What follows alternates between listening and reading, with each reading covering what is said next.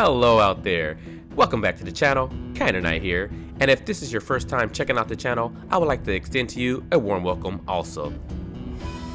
It's been a whole month since I last uploaded any progress videos here on the channel for the town of Dobek, and that is because I've been sick and I've also lost my voice for a couple of weeks and I just wasn't up to making any videos, but I feel a lot better now and I'm super excited to show you guys the new additions and the new progress that was made here in the town of Dobek. Unfortunately, due to some unknown cause in the post-production, the replay for the time-lapse was corrupted, and so we won't feature a time-lapse for this episode. I hope you guys don't mind too much. With that being said, I hope you all are as excited as I am for today's episode, so let's go ahead and jump right on into it.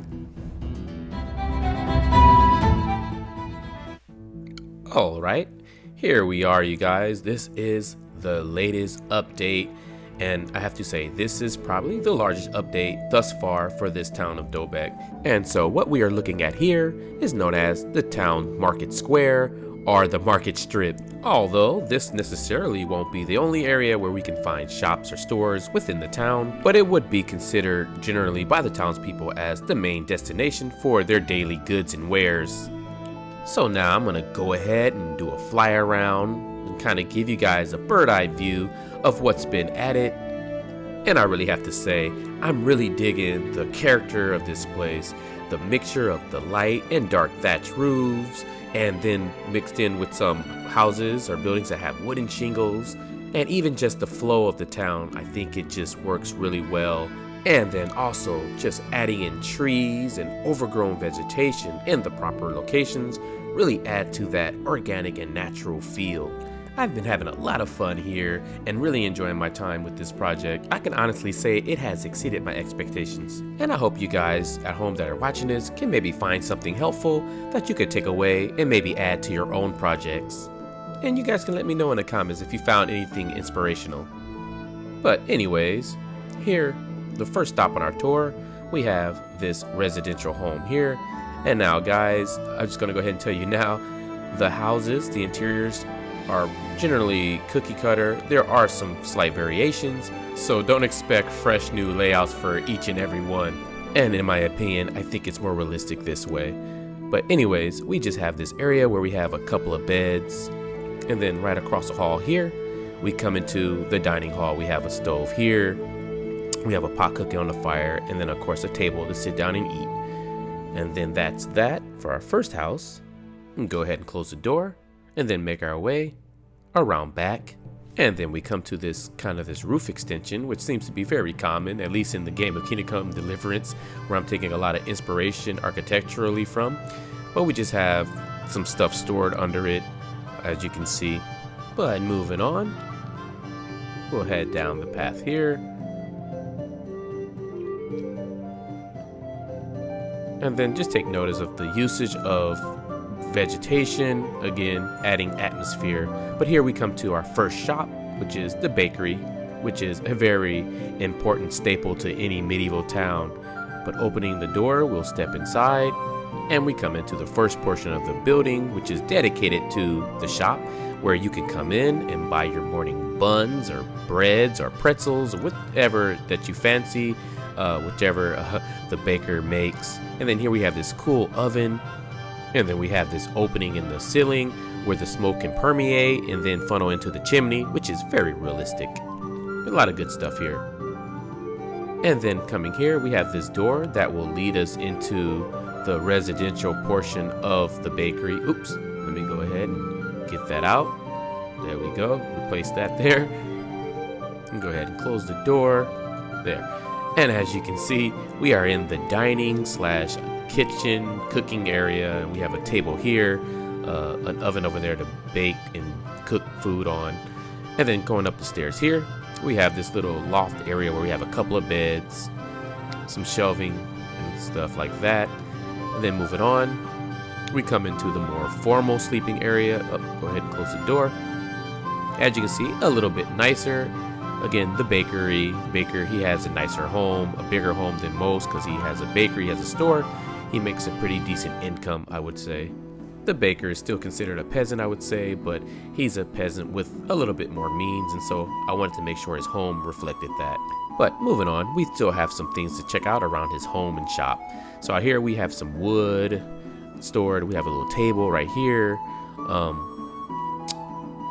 And then over here we have kind of this little shed thing that has some wood being stored, keeping it dry. We have a chicken coop, very important for a baker to have access to fresh eggs. And then moving our way on down here, we come to some outside ovens, I would say.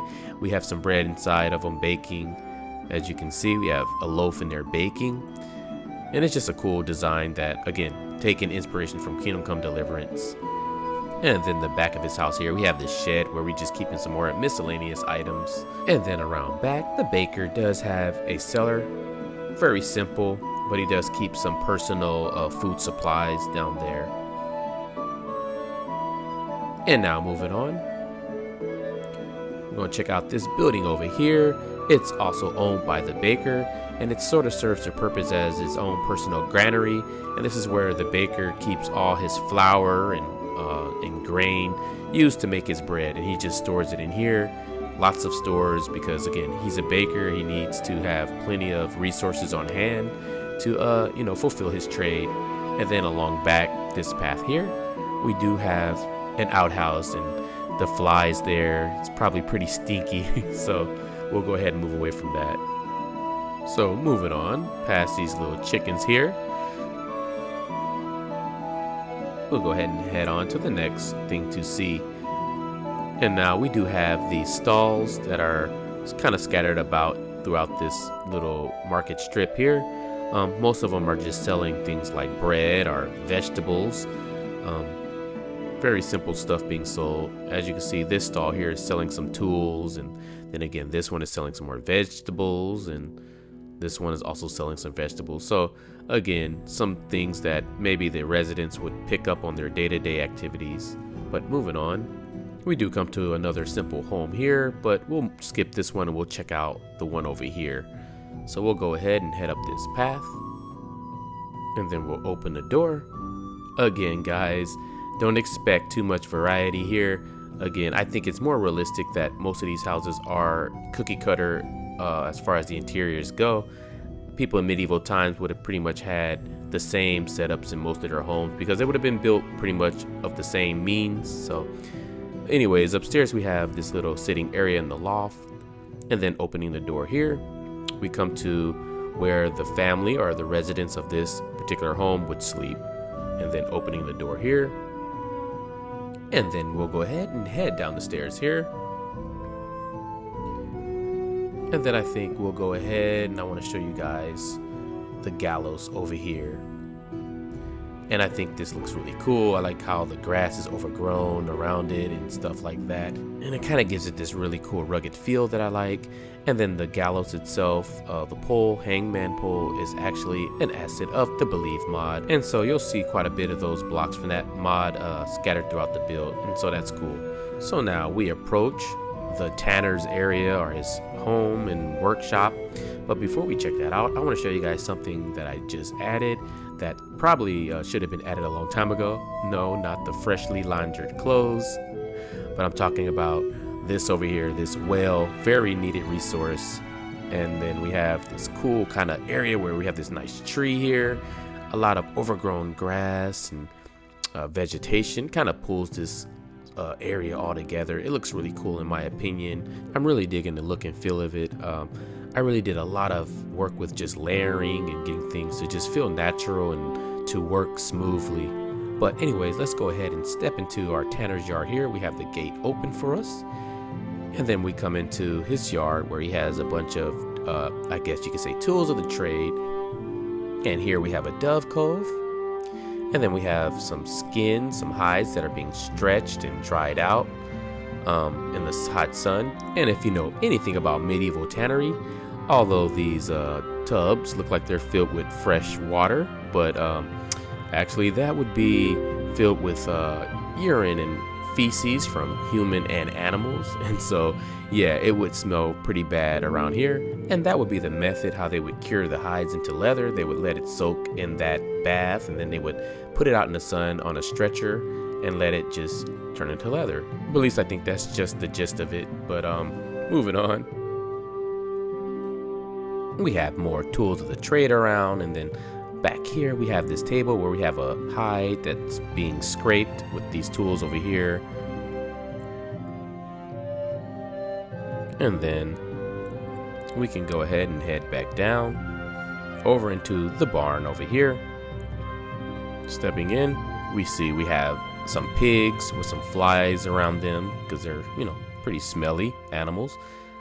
But that's that. We'll go ahead and check out the interiors of the house now.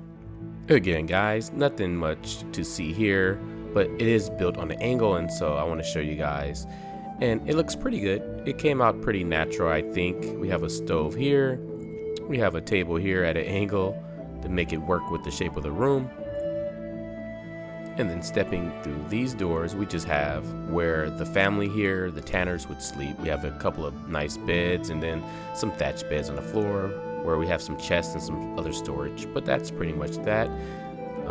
We'll go ahead and move on from here. And guys, I know we're moving kind of fast, but you know how I am. I like to get things moving along, so I hope you guys are bearing with me. But we come to the next stop here on our route, and it appears to be, judging by the sign, a clothing type of shop, but we're gonna go ahead and check out the areas outside before we check out the interiors. Over here we have this storage shed. Some stuff in here stored, some miscellaneous things. Go ahead and open the door there. And then around back here we have a chicken coop for some chickens, obviously. And then we have this little kind of hay shed right there. And then back here, hi, little chicken. Back here we have a bigger area where we have a cart stored and some other miscellaneous things. And then we have a chest. Then again, another storage area for some miscellaneous supplies and stuff like that. And then stepping through here, just showing you guys all the parts so we don't leave anything out of this episode. But that's that. Just a lot of places to store things and supplies and stuff like that. But we're gonna go ahead and check out the interiors of the store here. And now we're gonna go ahead and open the door. And now stepping inside, you guys probably notice a lot of colorful patterns and fabrics. And I know it doesn't really fit in with the aesthetic of this town, but these are cool blocks that are actually part of the Victory mod. And so I wanted to add those in just to give it this kind of a clothing store, a linen store, or fabric store, you know, feel and vibe. I just think it looks really cool, so I think it's okay. And then over here we have this cool chest from the Believe mod. I really like the design of that. But opening the door here, there we go. Stepping in, we'll enter into, again, the residential portion of the shop or the home. We have a nice stove here where we're cooking some food on it, a table in the corner for the family to sit at and eat. Then heading up the stairs, we have, again, in the loft area, a couple of beds, a chest for some storage there. And then opening the door here, we come into, again, the more formal sleeping area, some decent beds in here. Looks nicer. Again, shopkeeper, they usually have a nicer home. And if you guys haven't noticed, the way you can tell that it's a shop is generally the shops are a little bit more colorful and have a little bit more flair and a little bit more curve appeal in comparison to some of the more common homes. And then through here, we just have some more supplies. We have some wood, some things stored here, as well as these larger chicken coops.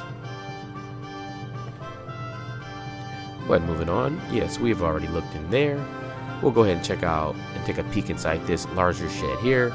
We do have some more supplies and barrels there. We do have this cart that was parked in here. And then we have some more barrels there. But peeking out around back here, we have this another little cart with some barrels here. And then we do have this stable. Really cool looking. I think this all really adds to the feel of this medieval town. It looks really cool to me, so I'm really happy with, again, how everything is turning out. And then in here we have another barn where we have a couple of pigs being kept, and again, some more things being stored. And that seems to be my overarching theme, is lots of things being stored, or lots of places to store things. I think that's what really makes this town feel alive and like it's being lived in. But now we come to our last shop on the tour route, and it is our goods store, and pretty much you can buy all sorts of things and goods here from this store. As you can see, we have a table where we have some produce, and we have some tools here on the table, and then we have a cartwheel down there which you can probably buy, as well as we have this little wheelbarrow here that's maybe for sale as well. And then here we just have some mixed miscellaneous items to be purchased. And then a cool little feature, we have this little tile and like stone oven that kind of keeps this room warm. But anyways, we'll move on to the more residential parts of this building. And then, like the others, here we have a stove and then a table for the family to eat at. And then upstairs, again in the loft area, again, very similar to the ones we already seen. But yeah, we'll step into the next space, is more the formal sleeping area where we have some nicer beds here. And then that's pretty much that. Go ahead and close the door. Whoops. There we go. Anyways, we'll go ahead and move on. And now I've realizing that I contradicted myself with a statement I made earlier about how the shops are easily identified by how they're more brightly colored in comparison to the normal houses. And looking at this shop here, it's not too colorful, so I have to take that statement back for the most part, but it's okay. So now we come to this area here, and I really like the feel of this space. It feels really natural. We have this house here. We'll just peek in real quick and just kind of look at it. We have some pigs being kept inside here, which is very realistic. And then we have, again, another kitchen and dining area for the family that lives here. Then move it on. Open the door here. We have this big room, again, where it's more of the formal sleeping area. But that's that. Let's go ahead and close the door here. And now making our way over here. Again, we come to another stables. We have lots of stables located in this town for our animals. Then we have a couple of chicken coops here, some larger chicken coops, as well as you can see the chickens out and about, giving this place, this area, a more realistic feel, I think. And we have another outhouse here, those flies insinuating that it stinks, obviously. Then we have this little area here where we have some things stored and whatnot. One thing I really love doing is creating scenes and staging these little areas just right to give it that realistic feel, and I think it came out really cool in my opinion. You guys let me know in the comment section what you think. We have a wheelbarrow here alongside with some chickens out here just walking around. Again, another stabling area for our horses or mules or whatever, donkeys. And then we have this nice tree right here that kind of adds a little bit of shade to this space. And then another outhouse here, and then alongside we have some wood being stored. And I apologize, I called it a wheelbarrow, I mean a large wagon. Anyways, we'll go ahead and move on. Then we'll go ahead and enter into the back side of this shed here, and then stepping in, close the door. We just have, again, some more storage. Lots of storage in this town, very needed, I think. Then opening the door here, go ahead and close it. We'll check out the last building on our tour. Stepping in, again, what you guys have seen thus far, same kind of setup, really cool though. Then over here, instead of having one big room, we have two smaller rooms. Here is the first one. We have a couple of beds in here and some shelving. Close the door. And then the second room is located here with another couple of beds and stuff like that. And we have some chests and stuff. And that's pretty much it, you guys. That's the big update for this episode. Once again, I do want to apologize for the delay, but again, I was sick and I lost my voice, and so I put everything Minecraft on hold for a couple of weeks until I got better and felt like actually sitting at a computer and doing work. But anyways, I'm moving forward with full steam ahead, and I'm feeling better, and I'm ready to start working on content again. And so in the next video, we'll be working on this area here. It will be the butcher, and I know it look a little bit wonky, but you guys just gonna have to trust me. It's gonna turn out really cool, and so I hope you guys will join me back for that. We are a little bit over 70% finished with this town, and so we are full steam ahead, and I hope to wrap this series up in the next 5 to 6 episodes, and then we can start back over again with a new castle in town. But I do want to say thank you to all you guys who do stick around and watch the videos and like and comment. I really appreciate it. I really enjoy reading all your guys' comments, and I really am proud to see the channel is growing slowly but surely, and it's all due to your guys' support. So again, thank you so much. I hope you guys were able to find some inspiration in this episode. Please don't forget to like and subscribe, and until next time, farewell.